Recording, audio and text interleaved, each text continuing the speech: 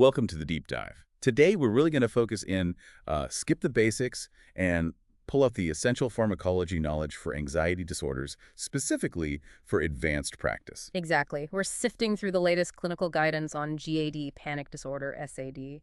The goal here is the practical stuff, mechanisms, treatment approaches, and those key clinical pearls you need day to day. And we have to start by acknowledging just how common these are. I mean, anxiety disorders are the biggest group of psychiatric disorders out there, affecting, what, over 30 million Americans? That's right. And here's a really important note from the source material, something maybe counterintuitive. GAD prevalence actually goes up with age. It's the most frequent psychiatric issue in the elderly. Which correctly ties into how tricky diagnosis can be, right? Oh, definitely. Patients often don't come in saying, I'm worried all the time. They present with, physical symptoms, headaches, stomach problems, just feeling generally unwell. Vague somatic complaints, the textbook calls them. Exactly. The worry gets buried. So understanding the underlying neurobiology is crucial to connect those physical symptoms back to the anxiety itself. Okay, so if the patient presentation is often this chronic tension and hypervigilance, what's going wrong underneath? What are we targeting with meds? So the core idea is dysregulation in the brain's fear circuitry. You've got these noradrenergic systems that seem to have, well, too low a threshold for firing up. Kind of on a hair trigger. Sort of, yeah. And then GABA, which is our main brake pedal in the CNS, the primary inhibitory system, isn't quite doing its job effectively enough. So that classic fight-or-flight response, the adrenaline, the norepinephrine, cortisol surge, heart racing, breathing faster, it's kicking in inappropriately. Precisely. It's happening in response to maybe an internal worry or an imagined threat, not an actual lion chasing you. So our pharmacologic targets are really those three key players, the norepinephrine or NE, serotonin, 5-HT, and GABA.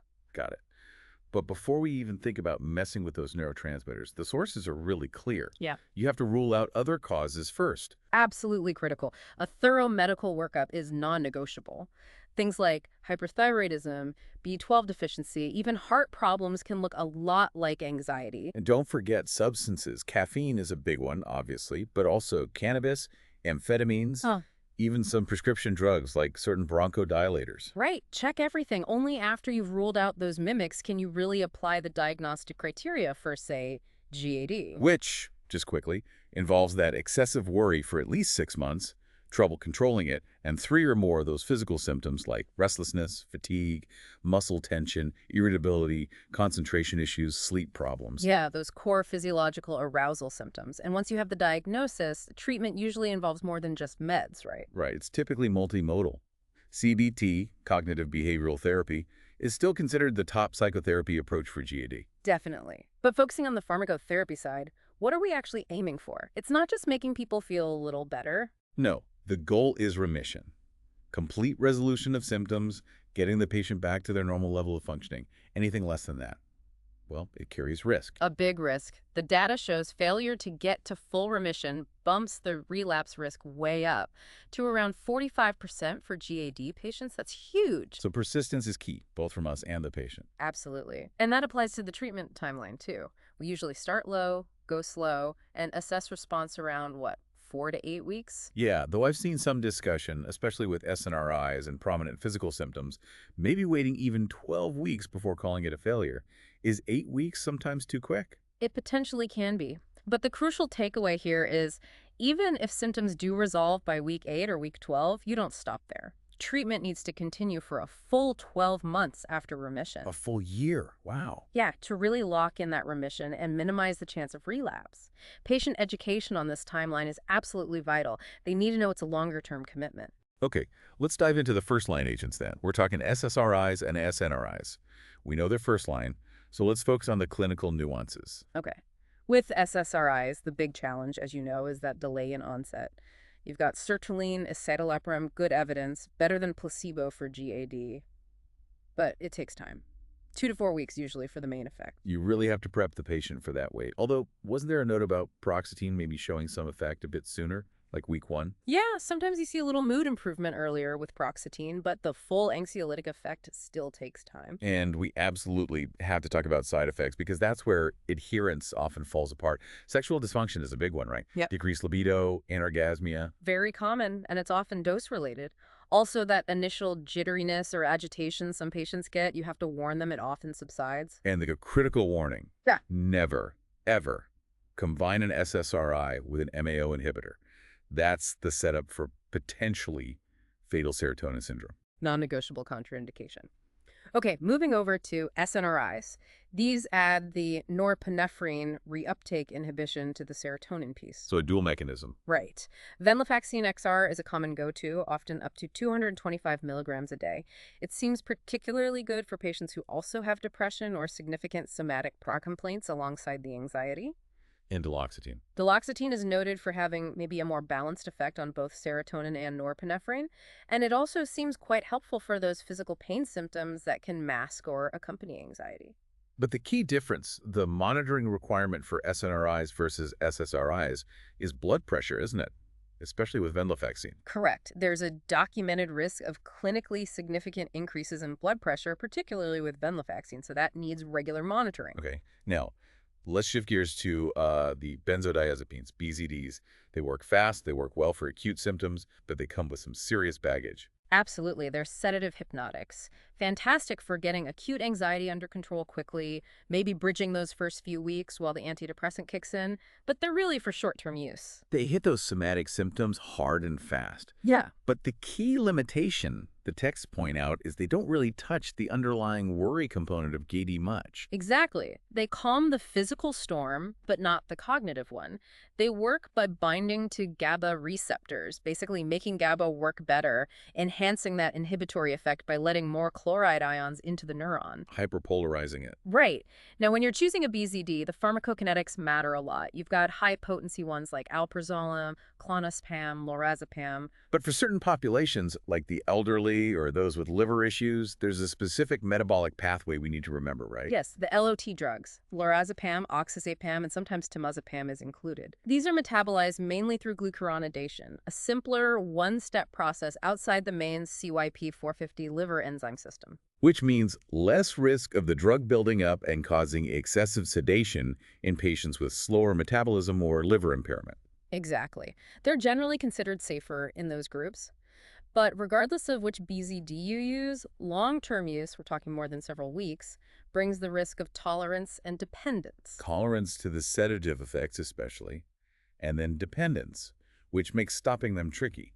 We need to talk about withdrawal. Yeah, and it's important to differentiate what happens when someone stops. The book outlines 3 possibilities. Okay, let's break that down. If the original anxiety symptoms just come back to where they were before treatment, that's relapse, straightforward return of the underlying condition. okay.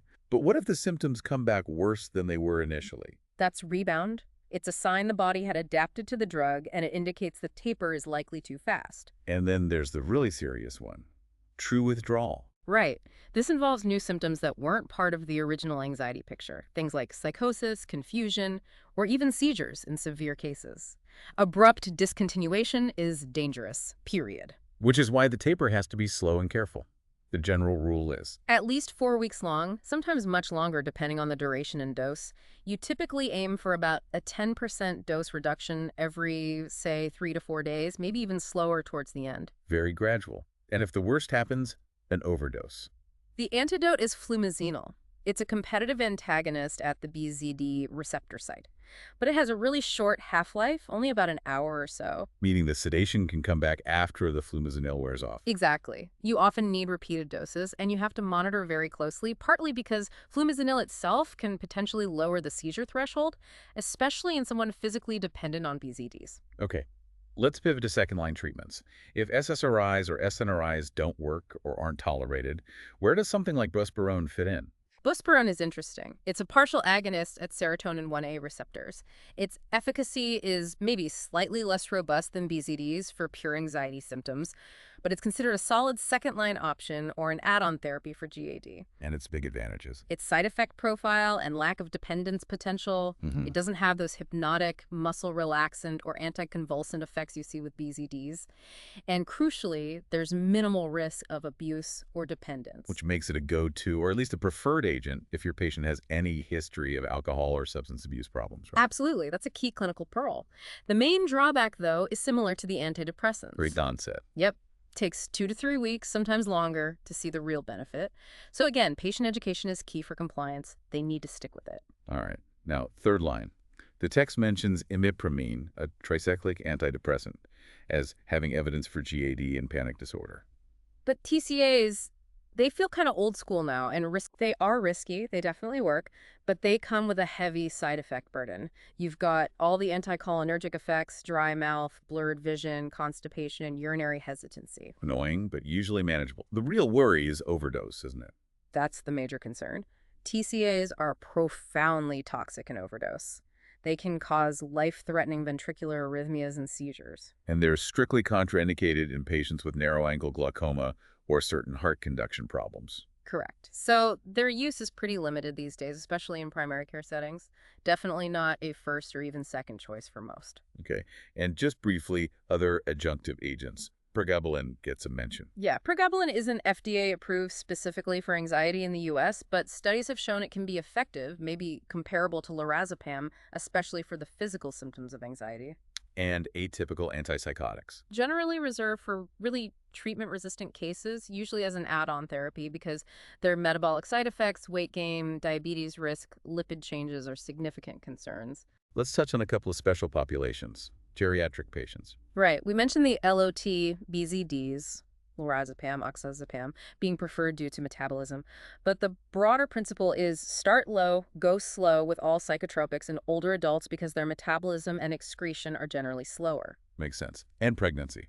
Always a complex discussion. Very complex. You're balancing the risks of untreated maternal anxiety or depression, which can include miscarriage, preeclampsia, poor self-care against potential fetal risks from medication exposure. And the categories. Yeah. Most antidepressants are category C. Yeah. Paroxetine is D, bupropion is B. Correct. And there have been some meta-analyses linking specific SSRIs, notably fluoxetine and paroxetine, to slightly increased risks of certain birth defects, like specific heart defects or craniosynostosis, though the absolute risk increase is small and debated. It requires a very careful, individualized discussion with the patient. Definitely a conversation to have early and often if pregnancy is planned or occurs. One last pearl. Yeah. Managing that common SSRI side effect, sexual dysfunction. Yeah, you can't just ignore it because patients will stop their meds. The strategies include trying to lower the dose, maybe adding another medication like sildenafil for men, or switching to an antidepressant less likely to cause it, like bupropion or mirtazapine. Okay, great. So to quickly wrap up the treatment hierarchy for GAD, first line is generally an SSRI or SNRI. Right. Give it an adequate trial. If that fails or isn't tolerated, you move to second-line options like buspirone, or maybe carefully consider imipramine, weighing those risks. And if you've had 2 adequate trials of first or second line agents fail, then you start thinking about adjunctive therapies or referral. Exactly. And throughout that whole process, the biggest thing we can probably improve is patient education, especially hammering home that delayed onset for SSRIs, SNRIs, and buspirone. So patients don't give up too early. Precisely. And educating them about the need for that long-term 12-month minimum treatment course after remission to really prevent relapse. It takes persistence. That seems to be the consistent message from the sources. Which kind of leads to a final thought to leave our listeners with. Given the known severe overdose toxicity of TCAs like imipramine, and the fact that we now have potentially safer, evidence-supported alternatives emerging, even if some are off-label like pregabalin, is it time for clinical guidelines, particularly for primary care, to more formally push TCAs further down the list, or even actively discourage their use for anxiety purely from a safety standpoint? That's a really important question to consider for future practice. How much risk are we willing to accept when other options exist? Something to definitely mull over. Okay, that brings us to the end of this deep dive. Thanks for joining us. From the Last Minute Lecture team, we hope this helps solidify your understanding of anxiety pharmacotherapy. Thanks, everyone.